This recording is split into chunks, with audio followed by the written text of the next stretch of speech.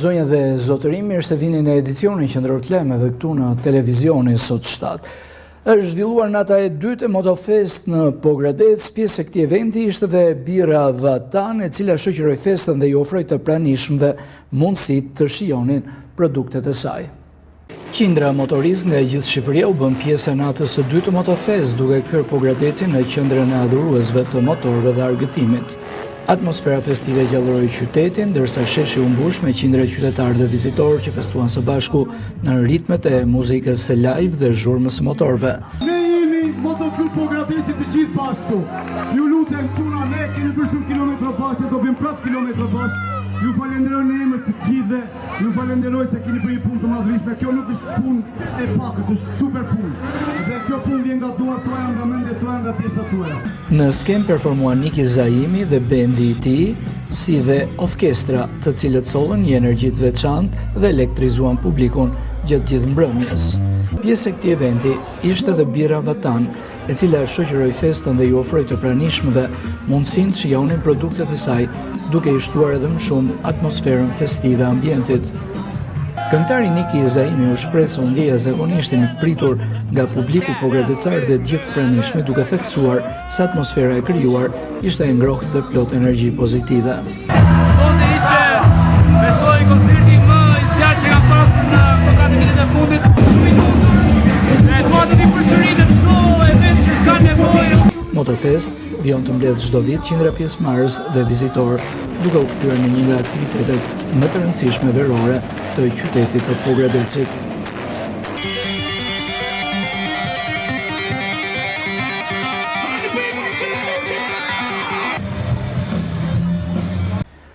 Ringrënësi i Misrit vijon të luftohet me spërkatjen zyrtare të dronëve. Fermerët e fushës Maliqit e mirëpritën këtë formë të re trajtimi, duke u shprehur të kënaqur me përdorimin e teknologjisë së dronëve. Pas një eksperimentimi të realizuar një ditë më parë, ka nisur zyrtarisht spërkatja e kulturave të Misrit në Bashkinë Maliq, ku do trajtohen rreth 100 hektar sipërfaqe të mbjella.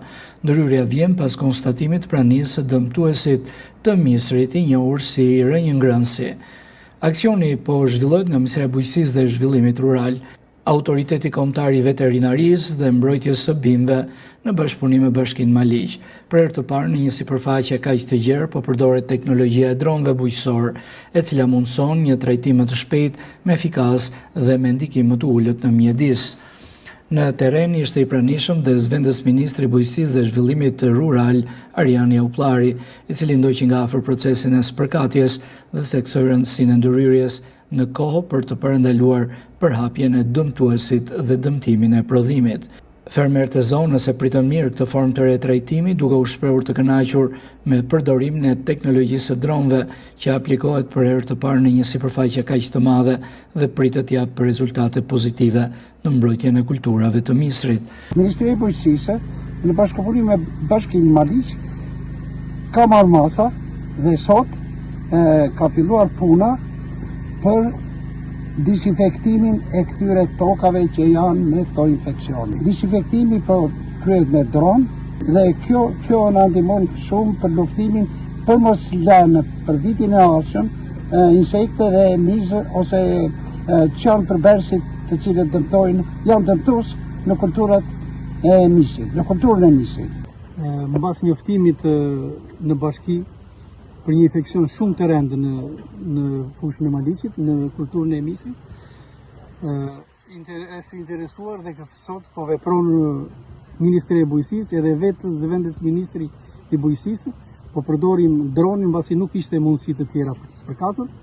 Po përdorim megjithëse me vonesë, po bëjmë punë shumë të mirë. Sipas institucioneve përgjegjëse, kostot e këtij procesi janë mbuluar plotësisht nga shteti, ndërsa monitorimi i parcelave dhe masat mbrojtëse do të vijojnë dhe në ditët e tjera me synim garantimin e një prodhimi të shëndetshëm dhe mbështetjen e fermerëve të zonës. Një 62 vjeçar ka humbur jetën pas rrëzimit në shtëpinë e motrës së tij në Korçë. Dyshohet se 62 vjeçari ka rrëshitur aksidentalisht në tualetin e banesës së motrës dhe ka marrë dëmtime të rënda në kokë.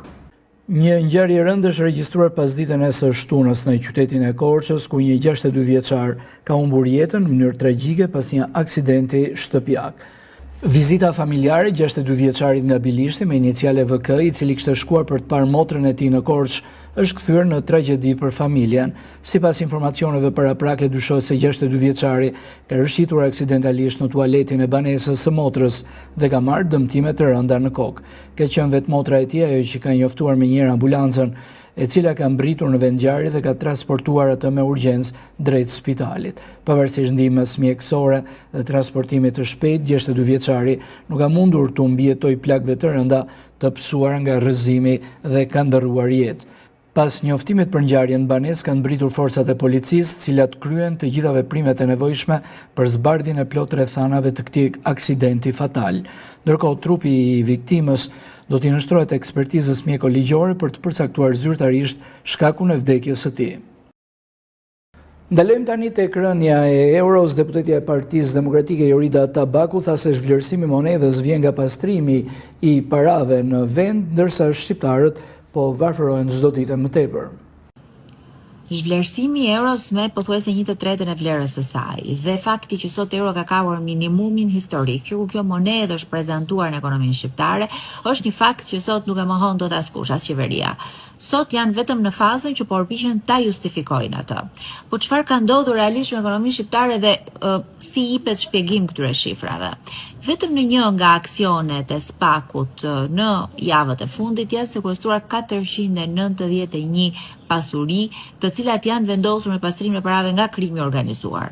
Sektori i ndërtimit, sektori i turizmit, sektori i lojrave të fatit kanë vite që etiketohen si sektori që pastrojnë para. Tashmë ne kemi edhe dëshmin. E të mos harrojmë që i gjithë aktiviteti kriminal që po hetohet referohet vetëm 2 viteve të fundit, 2019-2021, dhe bëhet fjalë për çdo vit 2 miliardë euro që kanë hyrë në ekonomi, që kanë sjell pothuajse 33% e ekonomisë shqiptare, një ekonomi e cila është informale. Nuk ka asnjë model ekonomik, asnjë justifikim, as investimet e huaja, as të ardhurat nga emigrantët, as turizmi që shpjegon këtë zhvlerësim të euros. Nuk ka absolutisht asnjë biznes që mund të konkurojë pikërisht me këto parat pista. Si mundet një fason që prodhon e çon produktet jashtë të konkuroj me këtë pastrim parash kur produktet e tyre janë zhvlerësuar me pothuajse 30%? Si mundet një përfaqësues i shtresës mesme, një punësuar në administrat me paga 800-900 euro të mundet të konkuroj me apartamente që sot shiten me pothuajse 350.000-400.000 euro? Ky është dëmi më i madh që po i bëhet ekonomisë shqiptare sot, përtej propagandës. Kjo është këmbana alarmit që ka ekonomia shqiptare sot, sepse mbi 90% e popullsisë shqiptare vuan pasojat e pastrimit paras, tek tryeza, tek xhepi, tek shpenzimet e ditës, tek biznesi, tek çmimet e rritura. Ky është kriminalizimi i ekonomisë.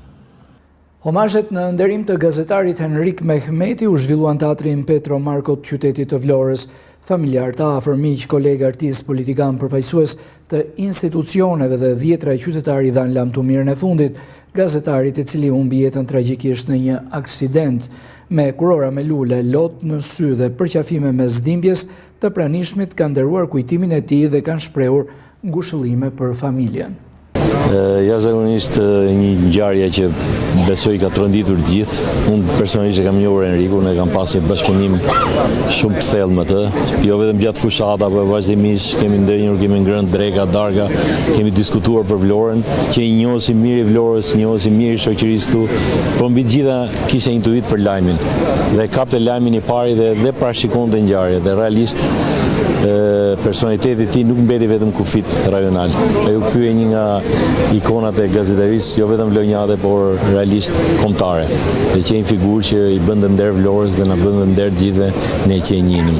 Sot është një ditë e hidhur për komunitetin e gazetarëve në Vlorë. Enrik Mehmeti, një koleg i mrekullueshëm, një gazetar që të gjithë jetën e tij në këto 40 vite ja kushtoi qytetit, do të mbetet i paruar në zemrat e kolegëve. Një dhimbje shumë e madhe jo vetëm për Vlorën, por në veçanti për familjarët, për nënën e tij, për bashkëshorten, për vllajin dhe për 2 fëmijët e mitur. Me dhimbjen e kolegët e tij japim lavdëmirën e Enrikut sot. Enriku ishte jo vetëm një gazetar i përkushtuar, ishte një djalë shembullor, një mik shumë i mirë për të gjithë ne në News 24, edhe zëri i të gjithë qytetarëve të Vlorës. Ne do të na mungoj miku, kolegu, shoku, po Vlorës do t'i mungoj një zë që ishte gjithmonë aty, i palodhur, i përkushtuar për të gjitha hallet edhe shqetësimet që kishin qytetarët e Vlorës. Deputeti i zgjedhur i lëvizjes Vetvendosje Adnan Rustemi thot se pret që bisedimet mes partive politike të rezultojnë me një marrëveshje për krijimin e institucioneve të reja në Kosovë, duke ju bërë thirrje partive të ish opozitës të heqin dorë nga qasja bllokuese e 18 muajve të fundit. Ne jemi optimist se do të kemi një zgjidhje dhe të ecim para, por megjithatë vetë takimet të japin një lloj optimizmi, por megjithatë duhet kujtojmë që edhe pas 28 dhjetorit ne kishim takime, por nuk kishim konkretizim të bashkëpunimit, sepse kishim një lloj pozicioni të qartë të partive politike opozitare për ta dërguar vendin në zgjedhje. Unë uroj që partitë politike opozitare të kenë hequr dorë nga kjo çështja 18 muajshe të destruktivitetit dhe të bllokimit të procesit të krijimit të institucioneve. Është mirë që t'i jepet kohë e mjaftueshme diskutimeve të drejtuesve të partive politike, me shpresë që do të ketë natyrisht të vullnet dhe do të ketë çështje konstruktive për të krijuar institucione. Megjithatë, siç e thash, është afati tjetër prej 60 ditësh për zgjedhjen e presidentit të Republikës, mbi bazën e interpretimit të gjykatës kushtetuese, po sido që të jetë këto ditë në dispozicion deri tek seanca konstitutive, është mirë që të shfrytëzohet maksimalisht për të pasur konsiderim të gjitha institucioneve.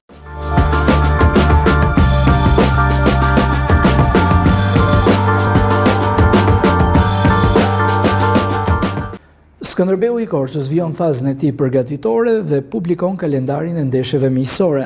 Stafi teknik përmes këtyre ndeshjeve test synon të shfrytëzojë çdo miqësore për t'u dhënë minuta të gjithë futbollistëve dhe provuar variante të ndryshme taktike të lojës. Skënderbeu i Korçës po vijon përgatitjet për sezonin e ri ku krahas seancave intensive stërvitore, stafi teknik ka planifikuar edhe disa ndeshje miqësore për t'u testuar gjendja e skuadrës dhe për të konsoliduar grupin. Bardhakuqt e nisën serinë e testimeve me një humbje minimale 0-1 në shtëpinë ndaj Strugës. Pavarësisht rezultatit, skuadra zhvilloi një ndeshje pozitive, duke treguar element të mirë në organizimin e lojës dhe duke krijuar raste për shënim. Testi i dytë do të luhet me 26 korrik ndaj Partizanit në stadiumin Gjorgji Kyçyku në Pogradec. Për shkak të punimeve që po kryen në stadiumin Skënderbeu, kjo përballje do të luhet jashtë Korçës. Pas sfidës me Partizanin, Skënderbeu do të përballet edhe me Besën dhe Pogradecin, ndërsa drejtuesit e klubit pritet të zyrtarizojnë së shpejti edhe kundërshtarin e ndeshjes së fundit miqësore, e cila do të shërbejë si provë gjenerale para ndeshjes së kampionatit. Stafi teknik synon të shfrytëzojë çdo miqësore për të dhënë minuta të gjithë futbollistëve për të provuar variante të ndryshme taktike dhe për të ndërtuar formacionin që do të përfaqësojë Skënderbeun në sezonin e ri. Kalendari i miqësoreve të Skënderbeut është si më poshtë: Skënderbeu Struga që u luajt dhe përfundoi 0-1, me 26 korrik Skënderbeu Partizani që do të luhet në Pogradec, për të vijuar me Skënderbeu Besa, Skënderbeu Pogradeci. Të nderuar shikues, ka qenë kjo gjithçka e përgatitur për lajmet qendrore këtu në Sot 7. Bashkë mirupafshim.